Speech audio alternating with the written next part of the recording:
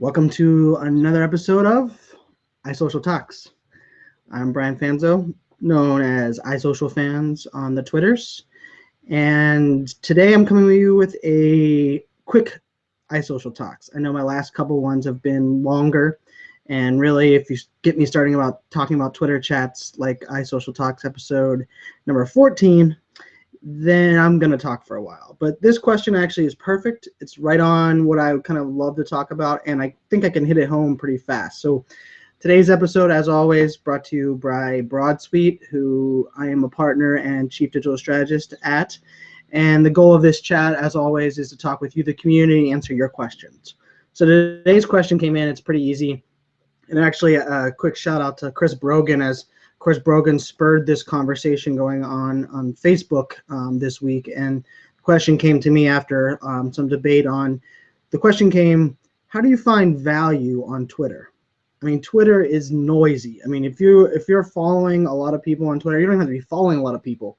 Follow really crazy active people that post 100, 200 times a day, like myself.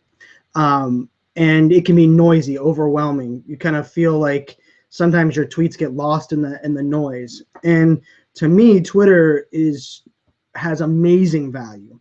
But it has amazing value to me, not because of all of the many people that I follow, but because of the one-to-one conversations that I have on Twitter.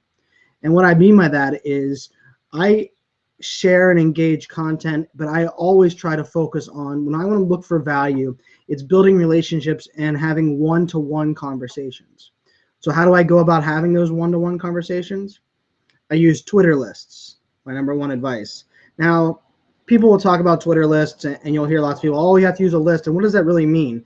And I don't use lists because I don't want to hear from everyone else on my that I'm following. I want to hear from everybody that I'm following because that's why I'm following them. But I use lists to kind of bring topics, subjects, types of people, types of conversations together into one bunch. And then on TweetDeck or Hootsuite or on my iPhone, I love to use the app called Tweetbot. And what I end up doing is I have my news feed on Tweetbot being just one of my lists, and I switch between my lists. And what that allows me to do is that allows me to filter that noise. So instead of 16,000 people's tweets coming through, maybe it's 50 or 100 people's tweets that I have that are all focused on social media, social business, cloud technology, Pittsburgh sports, whatever my topic is. I kind of bring all of that noise together. One of the other things that I love to do is I use calendar notifications. I make notes. I put things in Evernote that remind me to reach out and engage with people, maybe that I don't see in my feed, but they're people that I want to keep a relationship with. And if you read the book Return on Relationship from Ted Rubin, it's a must read, and Ted lives that every day. But one of the big things for me is really showing people that you care. My philosophy is show you care. And how I do that is I reach out to them and say, hey, how's your Friday? I wish you having a great weekend. But beyond that, I also go into their feed and try to share a couple pieces of their content after I read them. What that does is it allows me to build that relationship and show that I care.